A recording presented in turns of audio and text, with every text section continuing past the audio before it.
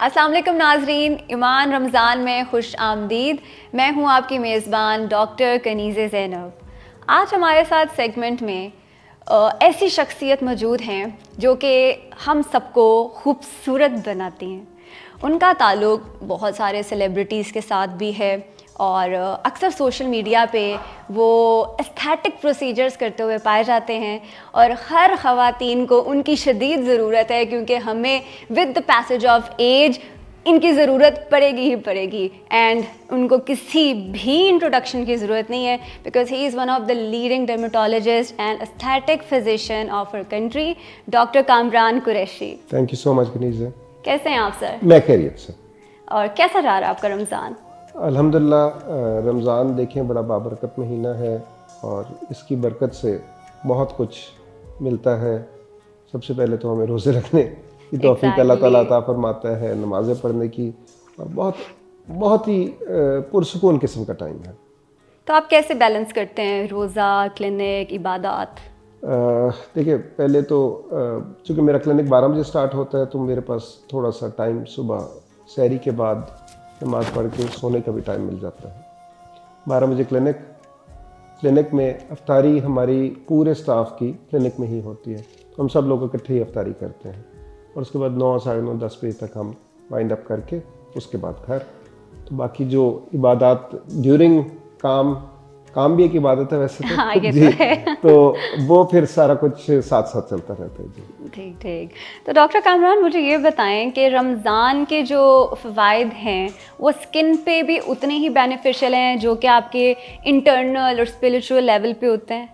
देखिए, अब तो पूरी दुनिया एक बहुत आपने देखा होगा, इंटरमिटेंट फास्टिंग का बहुत जिक्र होता है। ट्रू। और हम लोग तो फास्टिंग का बहुत, उसके फ़वाइद और उसकी चीज़ों का हम बड़े अरसे से, आप देखा होगा रमज़ान में जब आप 5 वक्त नमाज़ पढ़ते हैं, देखें रेगुलर वैसे तो हर दिन ही पढ़नी चाहिए, लेकिन नमाज बहुत सारे लोग जो नहीं भी पाबंद होते, रमज़ान में वो पाबंद हो जाते हैं और एक नूर वैसे ही आ जाता है चेहरे पे। ट्रू।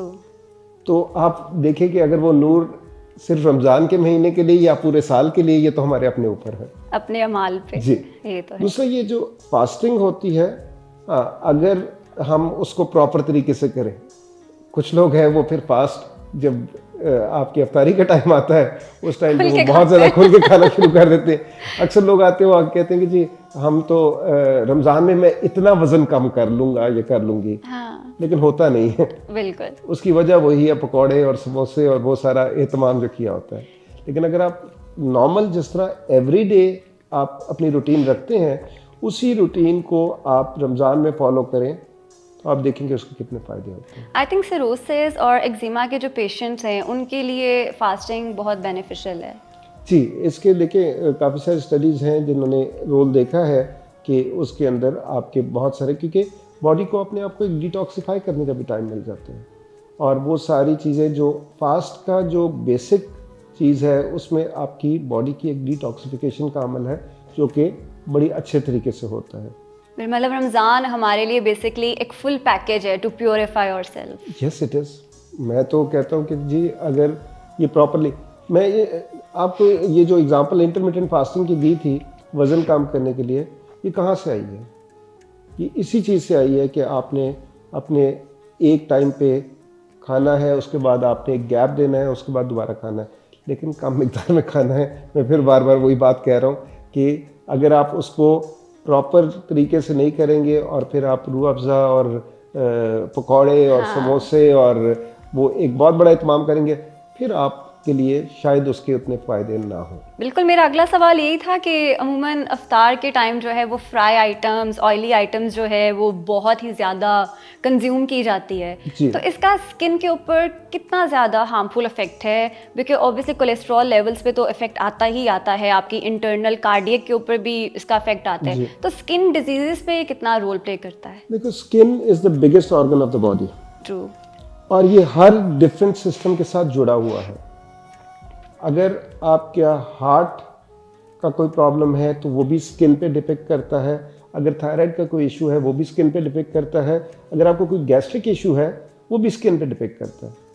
सो आपके सवाल के अंदर ही आपका जवाब है कि स्किन हर चीज़ से अफेक्ट होती है। आप कह रहे हो कि अफ्तारी के टाइम पे फ्राइड चीज़ें, मैं कहता हूँ जी आप आगाज़ ही पराठे के साथ करते हैं। ट्रू, सहरी ही ठीक इफ्तार। है, सहरी में हमारे यहाँ पे कल्चर है कि जी वो पराठा ही खाया जाता है, हाँ, और फिर पराठे के बाद और वो कहते हैं जी वो एनर्जी चाहिए फॉर द होल डे।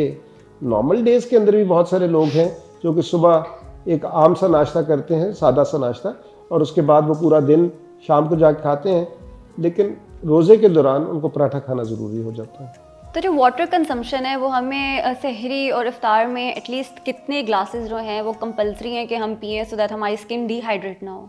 देखो कंपलसरी तो वैसे तो आपको पता है कि 4 से 5 लीटर पानी कहते हैं कि जी आपको पीना है और वो सब कुछ है, लेकिन मैं थोड़ा सा इससे इख्तलाफ करता हूँ।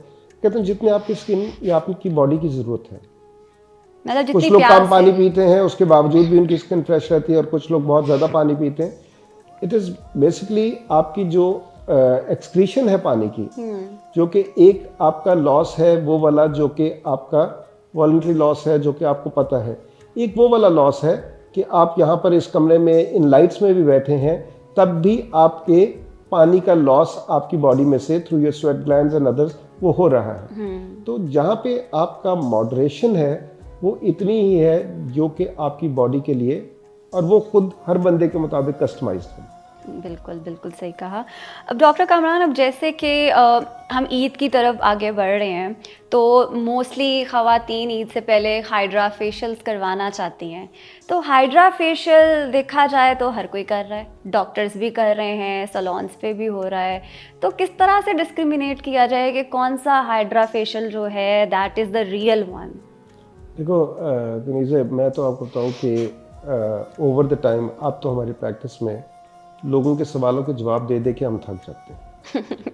कितने स्टेप्स करेंगे आप हाइड्रा फेशियल में? हाँ, भाई हाइड्रा फेशियल के सिर्फ 3 ही मेजर स्टेप्स हैं, क्लींजिंग एंड हाइड्रेशन। अच्छा, hydra facial is more on the serum dependent.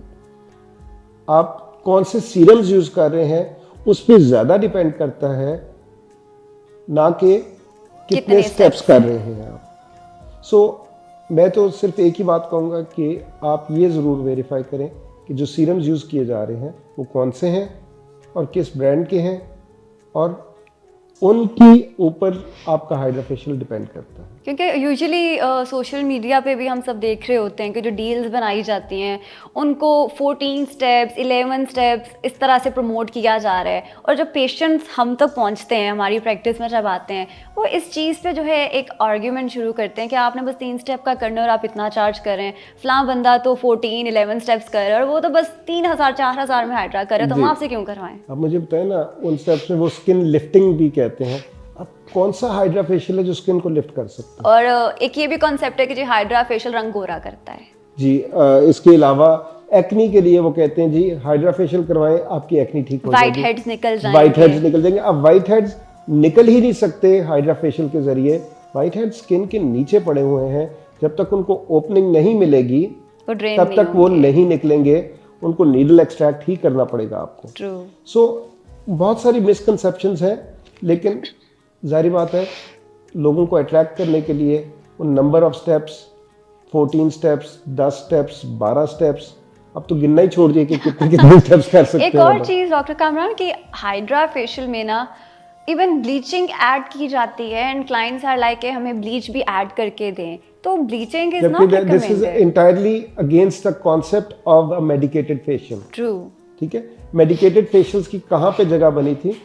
इन्हीं चीज़ों से आपके बचने के लिए। But in the end of the day bleach जो एकदम से इंस्टेंट इफेक्ट देता है वो हाइड्रा फेशियल नहीं दे सकता। उन्होंने ब्लीच बीच में ऐड कर दिया और उससे वो एकदम से ग्लो आ गया और क्लाइंट खुश हो गया। मतलब वो हेयर ब्लॉन्ड हो गए तो वो एक ब्लॉन्डी हेयर जो है वो ग्लो लगता है क्लाइंट्स को। क्लाइंट को लगता है कि ये। तो इन शॉर्ट अगर क्लाइंट्स जो हैं वो ग्लो लाना चाहते हैं तो विच ट्रीटमेंट यू वुड रिकमेंड? देखिए, हमने कुछ अर्सा पहले मैंने एक फेशियल इंट्रोड्यूस किया था which was carbon plus hydra. ठीक है, कार्बन प्लस हाइड्रा का एक कॉम्बिनेशन मैंने लॉन्च किया था, एंड अब हर most of the clinics are doing that now. Carbon hydra is a very strong facial, और उसमें बालों के ब्लीच होने को भी अगर कार्बन के बगैर अगर आप क्यू स्विच या पिको लेजर करते हैं वो तो वाइट करता है। हाँ। लेकिन carbon hydra combination facial gives a very nice glow to the skin. एक और हमने जो फेशियल इंट्रोड्यूस किया है, that is we do a peel with hydra facial. Okay. So उसमें एजलिक की या कोई और माइल्ड पील के साथ हम हाइड्रा फेशियल करते हैं और उसमें भी बहुत अच्छा ग्लो, मतलब इंस्टेंट ग्लो जो है वो मिल जी सकता इंस्टेंट ग्लो है। आता है। और जो छाइयों से रिलेटेड खवातीन या मर्द हजरात जिनको छाइयों का इशू है, उनके लिए क्या रिकमेंडेशन है? क्योंकि ऑब्वियसली मेलाज्मा एक वो चीज़ है जो कभी नहीं जाती। इट्स लाइक किसी डर्मेटोलॉजिस्ट को बदनाम करना है ना, तो मेलाज्मा का पेशेंट दे दो। देखो मिलाज्मा एक बहुत ही क्रॉनिक डिबिलिटेटिंग किस्म की प्रॉब्लम है और ये ऐसी प्रॉब्लम है जिसका हल एज सच कोई नहीं है। ये किस्मत ज़्यादा उसमें प्ले करती है। मिलाज्मा में टॉपिकल्स का जो रोल है उसको आप नहीं फॉरगो कर सकते। जब तक टॉपिकल्स यूज़ नहीं करेंगे, मेरे पास बहुत सारे लोग आते हैं, वो कहते हैं कि जी हमें आप ट्रीटमेंट कर दें, और मैं इनकार कर देता हूँ क्योंकि ट्रीटमेंट का फ़ायदा विदाउट टॉपिकल्स नहीं हो सकता। दिस इज पॉइंट ब्लैंक, मतलब आप सिर्फ लेज़र से मिलाज्मा ख़त्म नहीं कर सकते। Peels plus topical creams is the best combination, जो कि इंटरनेशनली भी जब हम कॉन्फ्रेंसेस पे दूसरे डर्मेटोलॉजिस्ट कोलीग्स के साथ मिलते हैं, सो perhaps the finest treatment which is there right now is peels and topicals in combination. Okay. तो क्या ग्लूटाथायोन मेलाज्मा पेशेंट्स पे इफेक्ट दिखाता है? देखो ग्लूटाथियोन बेसिकली तो मेलानोसाइट्स की एक्टिविटी को, जो पिगमेंट प्रोड्यूसिंग सेल्स हैं उनकी एक्टिविटी को कम करता है। मिलाज्मा जो है ऑलरेडी प्रोड्यूस्ड पिगमेंट है जो कि पहले से वहाँ पे डिपॉजिट हुआ है। सो एक्टिविटी को कम करेगा, ना कि उस पिगमेंट जो डिपॉजिट हुआ है उसको वहां से हटाएगा। तो इसलिए ग्लूटाथियोन उस मिलाज्मा या उस पिगमेंट जो कलेक्टेड है उसको कुछ नहीं करेगा, आपकी स्किन को वैसे लाइटन करेगा जिसकी वजह से मिलाज्मा थोड़ा सा और प्रोमिनेंट नजर आने के चांसेस भी है। एग्जैक्टली। तो ग्लूटाथायोन वैसे तो it was a cancer medication ना, और वाइटनिंग जो है वो उसका एक साइड इफेक्ट था जो कि अब हमारी प्रैक्टिस में आ गया है कि जी रंग गोरा करने की ड्रिप्स लग रही होती हैं। तो क्या आप इसको रिकमेंड करते हैं कि लोगों को ग्लूटा ड्रिप्स लगवानी चाहिए? नहीं, पहली तो एक क्लियर बात ये थी, जो कीमोथेरेपी कैंसर पेशेंट्स लेते थे उनके जो साइड इफेक्ट्स होते थे, उन साइड इफेक्ट्स को कंट्रोल करने के लिए एक डिटॉक्सिफाइंग, मतलब कि आपकी बॉडी से केमिकल टॉक्सिन्स को खत्म करने के लिए ग्लूटाथियोन यूज किया जाता था। Glutathione and vitamin C are powerful antioxidants, and दूसरी बात ये कि ये टॉक्सिक जो टॉक्सिन्स मौजूद हैं बॉडी में उनको भी बाहर निकालता है। पूरी दुनिया में कहीं पर भी ये वाइटनिंग के लिए यूज नहीं होता। ये स्किन को लाइटन कर सकता है। नहीं, फिलीपींस में ये बैन था। अच्छा। इसी वजह से, क्योंकि अब्यूज होना शुरू हो गया था ना। ये स्किन को लाइटन कर सकता है, स्किन को वाइटन नहीं कर सकता। तो सर यहाँ पाकिस्तान में भी आई फील लाइक ग्लूटाथायोन एक अब्यूज ही हो रहा है। मेरे ख्याल में जहाँ जहाँ भी ग्लूटाथियोन यूज हो रहा है वो अब्यूज ज़्यादा है, यूज कम है। एग्जैक्टली। मेरे क्लिनिक पे भी ग्लूटाथियोन इस्तेमाल होता है, दूसरे क्लिनिक्स में भी। लेकिन एक बात क्लियर है, मैंने आज तक कभी वाइटनिंग के ऊपर इसको प्रमोट नहीं किया। It's a good immune booster and it is a good lightening agent, but not whitening agent, please. So लोगों को ये बात समझ नहीं आती, क्योंकि हमारे यहाँ पे सोशल प्रेशर्स और बहुत, मैं उन लोगों को ब्लेम नहीं करता ऑनेस्टली, बेचारी लड़कियां जिनकी शादियां या कोई और मसले उनके रंग की वजह से, तो अब गोरे जो हैं वो टैन होना चाहते हैं। हाँ। हम गोरे होना चाहते हैं। ऐसा ही है, बिल्कुल। मतलब इंसान किसी हाल में भी जो है वो खुश नहीं है। खुश नहीं रहते। तो वैसे तो डॉक्टर साहब आपने बहुत से चेहरों को हसीन बनाया। आज तक के आपकी सेलिब्रिटीज जिनके साथ आपने काम किया है, सबसे अच्छा एक्सपीरियंस किसके साथ रहा? क्यों मुझे मार पड़वाएंगे किसी एक का नाम लेके? अच्छा, पहली बात तो ये, मैंने हसीन किसी को नहीं बनाया। माशाल्लाह सभी हसीन है, सभी हसीन है, ठीक है। मैंने सिर्फ जो अपनी इस्तिताअत में, बिल्कुल, और काफ़ी जगहों पे मैंने अनडू किया वो काम जो कहीं और हुआ था, उसको अनडू किया, क्योंकि natural is my style. Okay, ठीक है। और एक और आपको बता दूं, पूरी दुनिया में they are coming back towards a natural way of anti-aging. बिल्कुल। ये एक नया ट्रेंड है और ये वो ट्रेंड है जो मुस्तकिल रहेगा। पहले आपने देखा होगा लोग बहुत ज़्यादा फिलर्स का यूज़ करते थे, इसीलिए अब कॉम्बिनेशन थेरेपीज़ के अंदर लोगों का बिलीफ ज़्यादा बढ़ता जा रहा है कि थ्रेड्स, थोड़ा सा फिलर, थ्रेड्स, बोटॉक्स, उसका कॉम्बिनेशन बना के we are able to do something.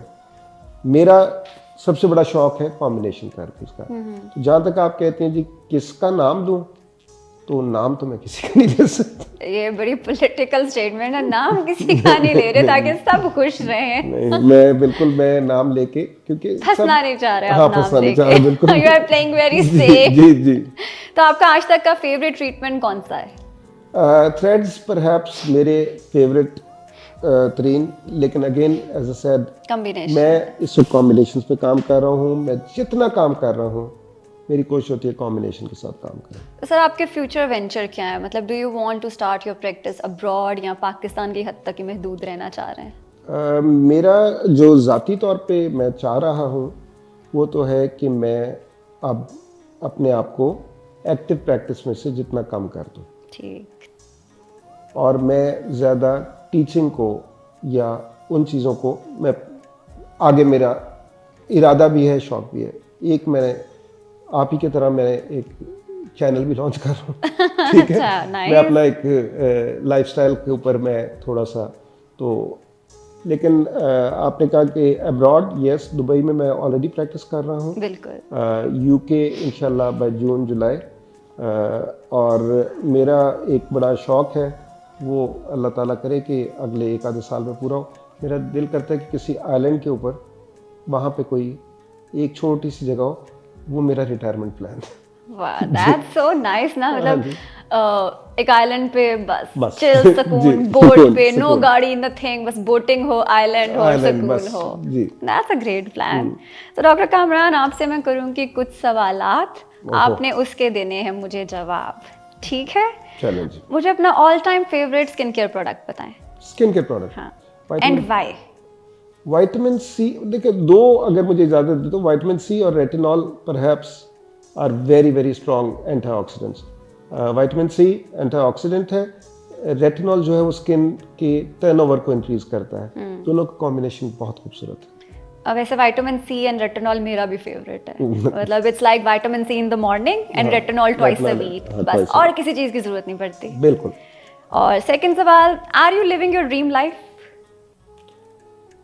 हाय, मुश्किल सवाल पूछा लड़की। लाइफ जो है ना वो एक जर्नी है, it's not the end basically. And मेरे ख्याल में every day which passes by कोई ना कोई एडवेंचर, थ्रिल होता रहता है। So I think yes.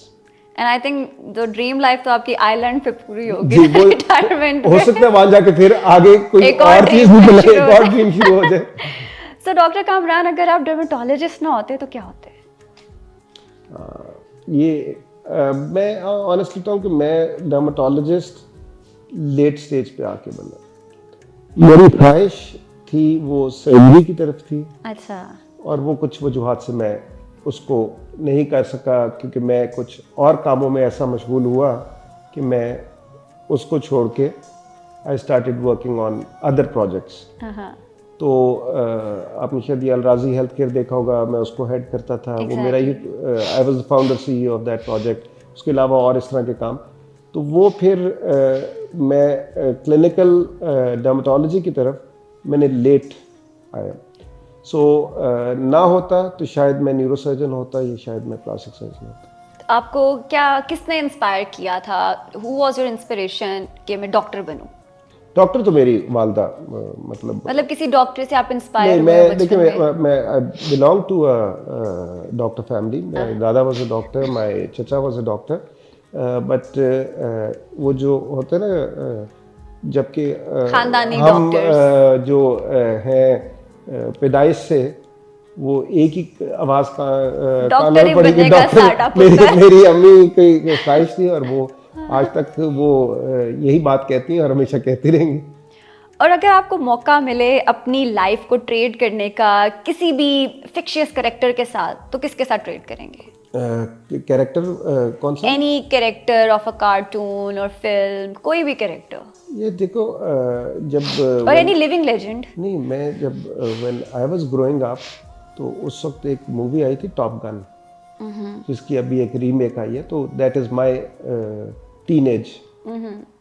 तो वो जो फैसिनेशन थी ना, वो टॉप गन की, वो टॉम क्रूज का जो और यही बात मैंने टॉम क्रूज के साथ जब मेरी मुलाकात हुई, अच्छा, you met him? I met him in Casablanca, वो जब MI की वो शूटिंग कर रहा था, तो उसको भी मैंने यही बात की, मैंने कहा क्योंकि वी ग्रू अप, सो वो एक फैसिनेशन शायद वो जो फाइटर पायलट वाली जो थी ना, वो that was there. And your favourite time of the day? Favourite time of the day is all the time basically वैसे तो, लेकिन जो मेरा अपना टाइम है वो सुबह का टाइम एक होता है, 10 बजे से लेके 11:30 मतलब तक, मॉर्निंग पर्सन? जब मैं जिम में होता हूँ। नहीं, I am not a morning person, Okay. I am a night person. पढ़ाई भी हमेशा रात को, सारा कुछ, लेकिन वो एक टाइम होता है जो कि अपना टाइम होता है। But other is when you are with at home, जब आप अपने बेड में आराम से जाके बैठ जाते हैं, मेरे ख्याल में उससे ऐसा कोई टाइम नहीं होता, बेस्ट टाइम होता है। तो डॉक्टर साहब, लाहौर या लंदन? लंदन। जिन्हें लाहौर नहीं देखा और जमिया नहीं। लाहौर में मैं जमे ही लाहौर में, लेकिन लंदन उसकी वजह ये है कि वहाँ पे मैंने अच्छा टाइम गुजारा है, हाँ, लाहौर में भी अच्छा टाइम गुजारा है। सो अगर मैं बैलेंस कर सकूँ दोनों जगहों पे तो ज़्यादा बेहतर होगा। सनस्क्रीन और मॉइस्चराइजर? सनस्क्रीन। सनस्क्रीन। रेटिनॉल और नाइसिनामाइड? रेटिनॉल। रेटिनॉल। आप खुद अपने पे कौन सा ट्रीटमेंट करवाते हैं? मैंने थ्रेड्स करवाए थे अभी रिसेंटली। अच्छा, तो आप मतलब सबको भी थ्रेड्स रिकमेंड करते हैं?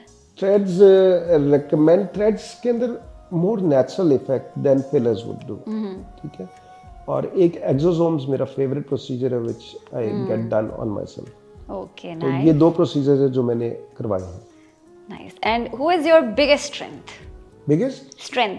मेरी, my biggest strength is I feel that I'm more humane and I try to listen and empathize with people. मेरा इसमें कमर्शियल एस्पेक्ट इस खास तौर पर जिस इंडस्ट्री में मैं हूँ उसको कभी आज तक कंसिडर नहीं किया, तो I think that would be my biggest strength. That was really nice having you over. Thank you so much कि आपने अपने busy schedule में से हमारे लिए टाइम निकाला। नीजे, थैंक यू सो मच, और अल्लाह ताला आपके इस प्रोग्राम को जो कि इस बाबरकत महीने में और इसको और सक्सेस दे, आमीन। और लोग इससे देखें और मुस्तफ़ीद हों, अच्छी अच्छी बातें सीखें। Thank you. आप जीती रहो। Thank you so much sir. तो इसी के साथ हमारे सेगमेंट का होता है एहतमाम। हमारे सेगमेंट को स्पॉन्सर किया था एनर्जिया, परफेक्टम, एन नगर एंड कॉस्मेटिको ने। आप कहीं भी मत जाइएगा, देखते रहिए ईमान रमज़ान।